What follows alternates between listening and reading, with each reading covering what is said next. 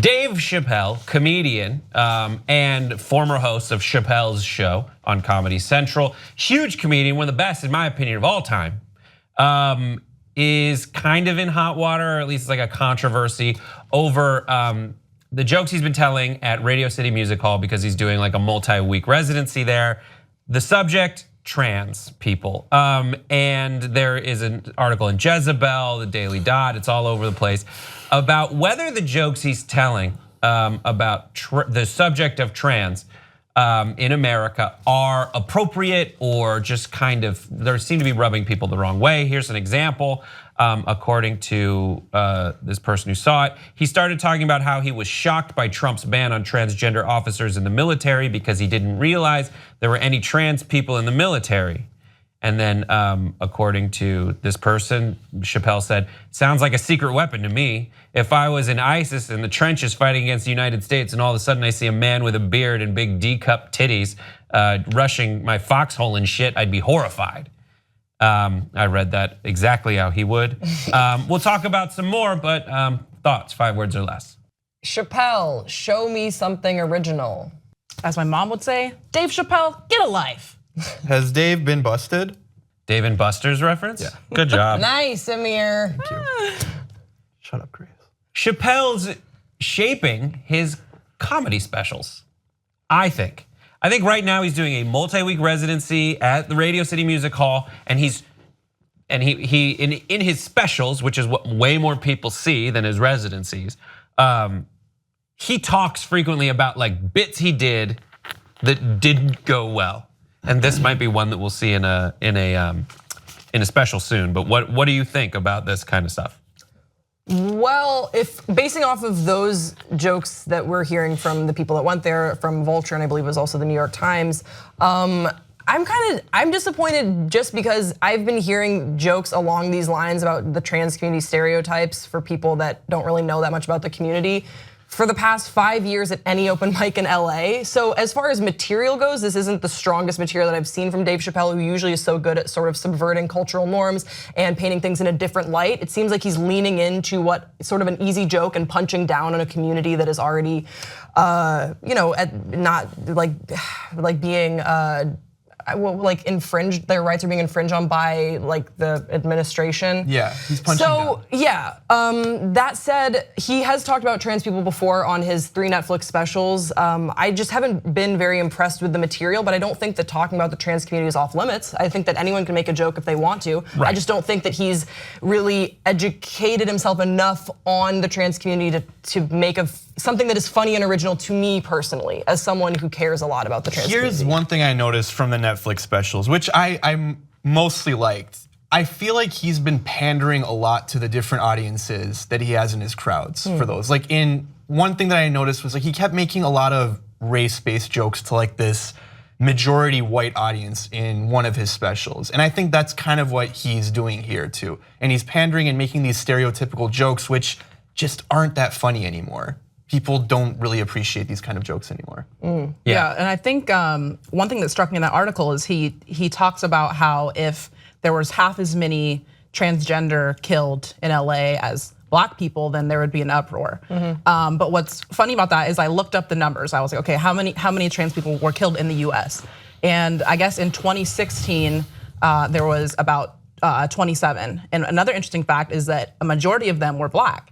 So it's almost as if he doesn't really even understand that there are people of his own community that are being affected by, Right, so here's one thing he said. All this talk about how they feel inside, since when has America given a fuck about how anyone feels inside?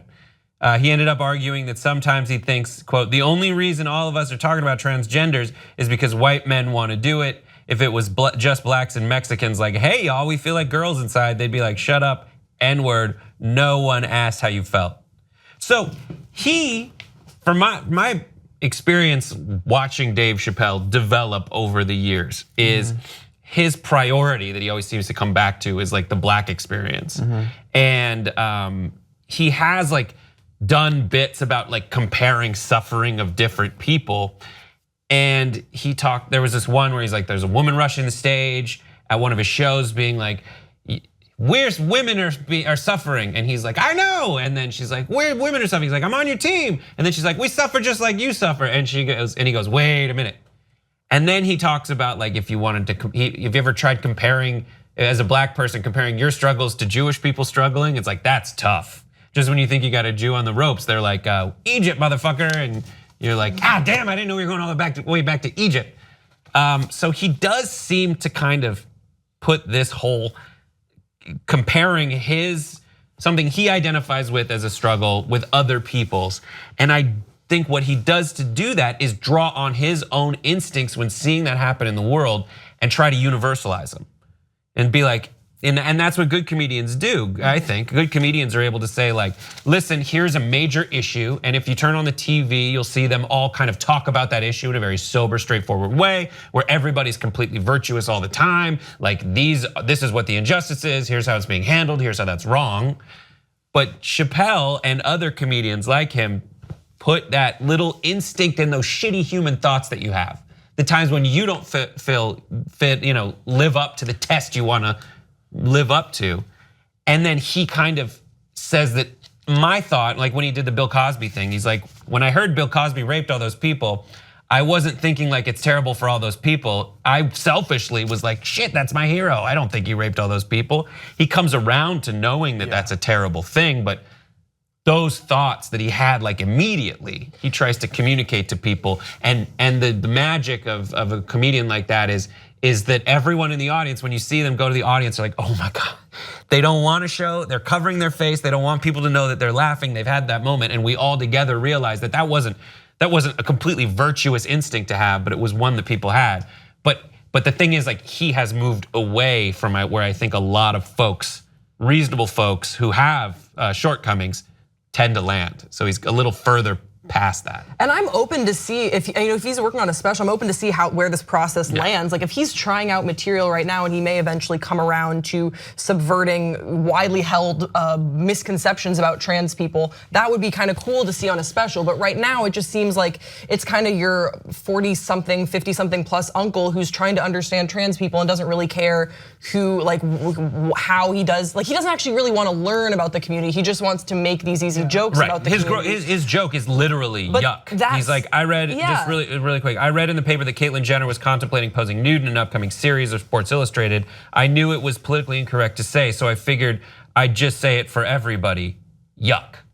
So right, so along those lines, like that's something that like we've heard before about like Caitlyn Jenner jokes, like, oh my God, I've been hearing these at comedy clubs and at like the Hooters attic where I do perform comedy sometimes, like for years. It's not anything new.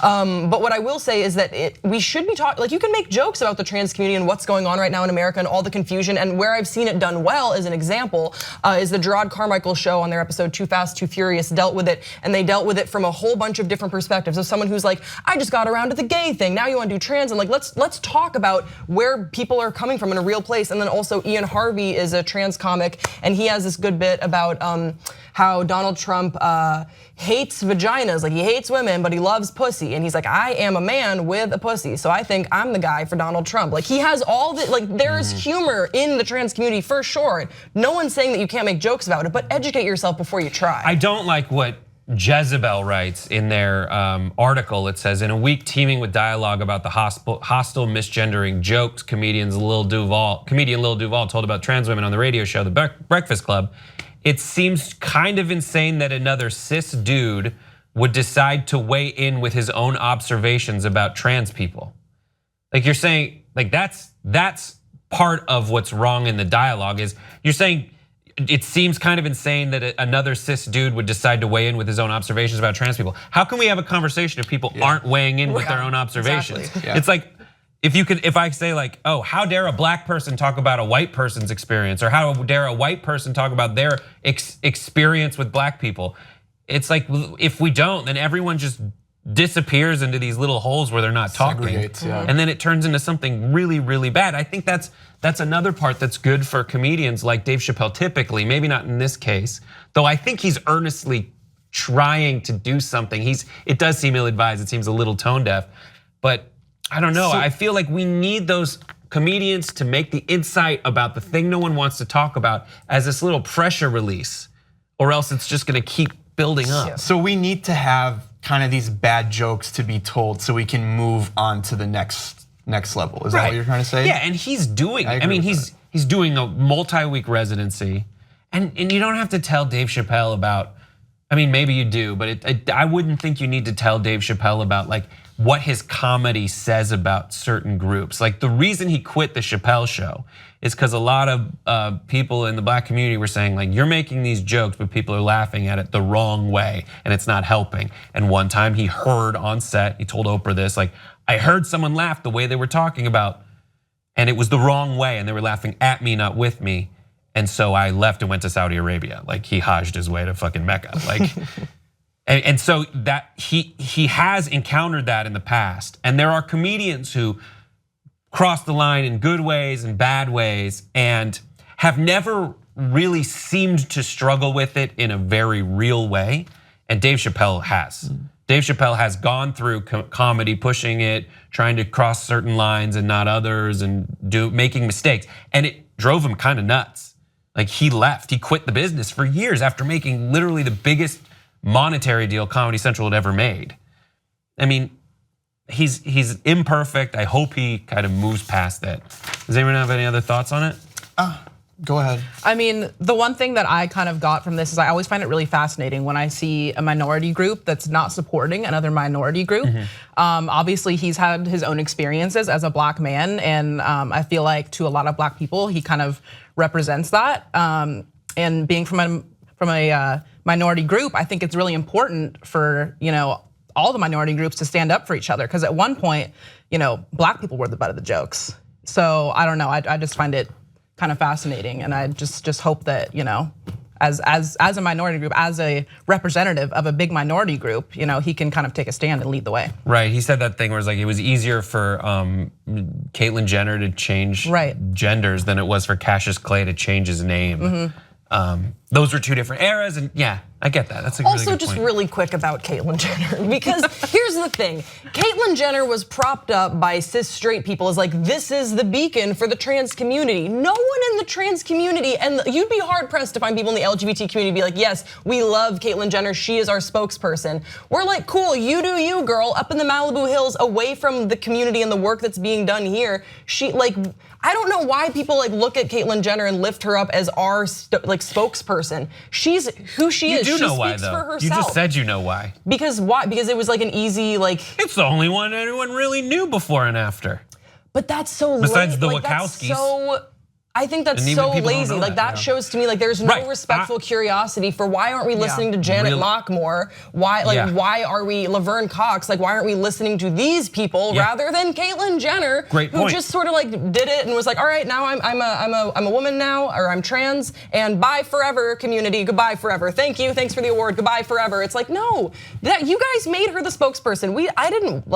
I don't look to her as an LGBT icon. I look to her as an LGBT person that's doing well for herself. Good for her. Right, but you do know why. I know why. So that's it. But I'm sad about why. Right. All that, I agree with that. I agree with that completely. I'm sad about why. It's like, yeah, I agree. I think 100%. just last thing, we just want better jokes if you're going to be talking about these kinds of issues. Like the bar has been raised for making jokes.